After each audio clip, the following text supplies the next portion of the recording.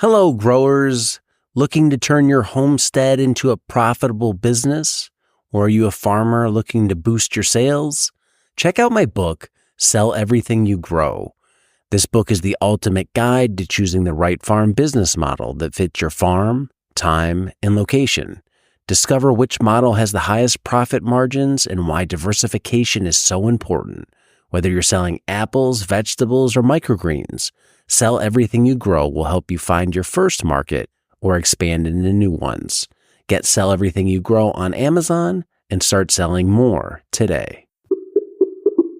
And speaking of lettuce, this is my one super selfish question. If anything, this was just all a ploy to get you on here so you can tell me how to successfully do like summer lettuce and greens production. Just for some context, obviously we've done it. I think our goal this year was to have lettuce at market, every week of the year. And I think we took a month and a half off in the middle of summer, which is like a big, maybe we'll say 2 months. Okay. Um, and some of that lettuce was like not the best, but it Mm. was, but we had it and it was great and people loved it. And Yeah. nobody, there's like a 2 month gap where like there's no greens at our market. And Mm. and it's like, let's say I can sell 30 bags this time of year.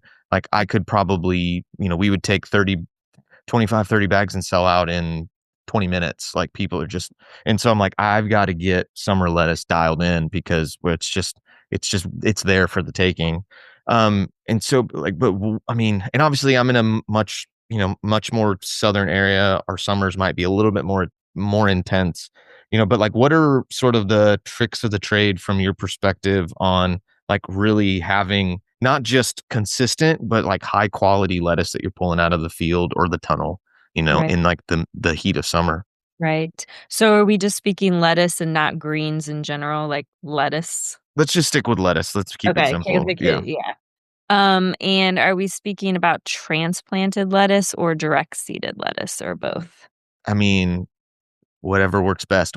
I transplant everything, but that's mostly just so that we have like good consistent Yeah. stands and good spacing and airflow and all that. Right. Okay, let's go with transplanted then, because that's also what I do in the summer. I transplant my lettuce. In the shoulder seasons, I do more direct seeding of lettuce, but in the summer, just because I'm not sure about the germination, I've done some experiments with direct seeding lettuce in the summer, and it's mm, Yeah. not great. Yeah. So then I switched to transplanting. Um, so here are 4 things that I learned, I think from Ray or maybe just but I don't know, from Ray and also on my own, is that you must have super healthy transplants. Mm. So none of these, like, flopping over things, like, yeah, they've gotta be thick and hearty and ready for to take all this stuff, you know? Um, a key another one is also, like, just the varieties, like, um, your varieties have to be dialed in because not every lettuce is gonna grow great in the summer. Hmm. And so I have, like, kind of a core ones that I'm always doing in the summer, and then each year I'm experimenting with a few, and it seems like I'm always going back to that core set because they do the best. Um, Shade cloth is an obvious one, like, so I'm using 30% shade. I know that some people use 50, but I'm generally using 30. I might pop it up to 50 if it's just, like, brutal, Hmm. um, outside, but I would not leave that 50. Some make believes and use 70, like, I wouldn't leave that stuff on very long. The Just use it plants to take the edge off when it's really hard. Yeah, it's really just to take the edge off, and I find that 30% is enough, even at 100 degrees. Just that edge just takes off that direct sun, and I leave it on, 7 to 14 days. It really depends on, like, the current weather state, but I try to keep it on as short as possible, you know? And you're doing that like you said 7 to 14 days. Is that like 7 to 14 after transplant, or is that 7 to 14 leading up to harvest? Sorry, at transplanting. Gotcha. Yep, so I'm just trying to, like, get those transplants just one more step ready before they're out in that full sun. And then the hydro cooling, the overhead water is very important. As you know, I switched to the Sumi Soaker this year. I was doing wobblers. I like them both, but I definitely like the Sumi Soaker a lot better. I like the droplet size, Hmm. and I like the coverage, much better on the Sumi Soaker. So, it really depends on the weather, but once we're at 85 degrees and over, that's when I would be hydrocooling on a regular basis for lettuce. And that really like, how often and how much every day really depends on the sun and the heat and all that, but at the height of the summer, I would say I'm overhead cooling about 4 times a day, but only for, like, 5 or 6 minutes. Yeah, just to get a little bit of moisture on Exactly. there, just to Yeah, for that yeah. evaporative cooling. Yep, exactly. Because you don't want all that we get a lot of humidity, so we don't want to just, like, wet all the time, so Do you so those feel are the main things. Yeah, do you feel like or not, not bare soil, but, like, soil or, like, landscape fabric, do you think that plays a big difference when, like, just Yes. the quality of the cleanliness of the leaf and So much so. disease Yes. pressure? I only plant into landscape fabric. I did experiments before where I would have landscape fabric and then I would plant some, like, just in the soil and compost.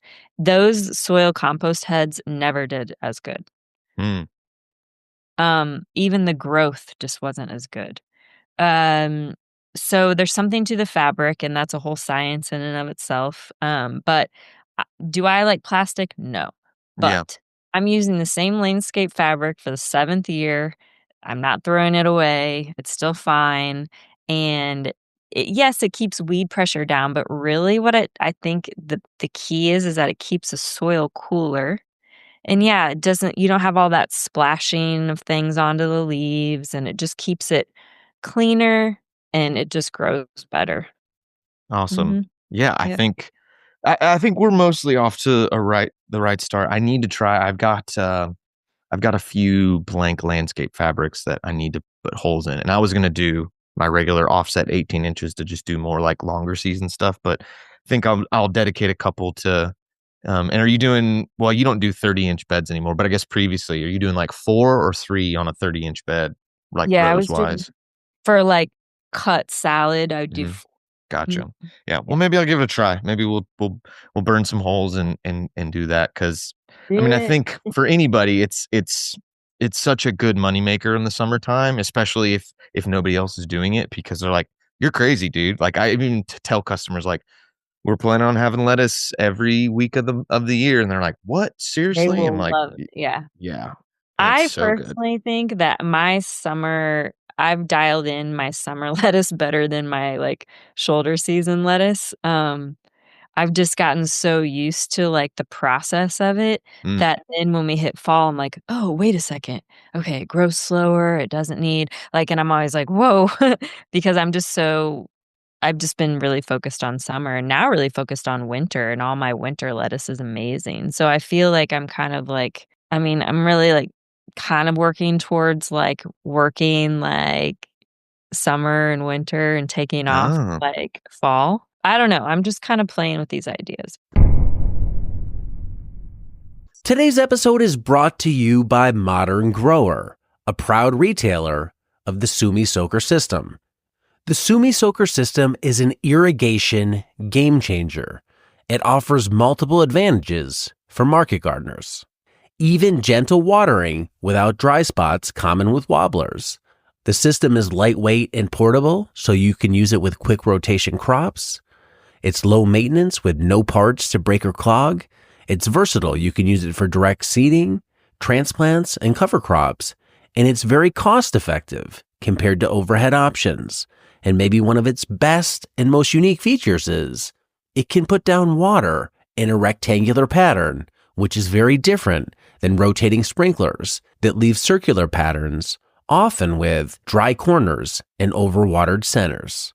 If you want to learn more about the Sumi Soaker system, use the link below or visit us at shop.moderngrower.co.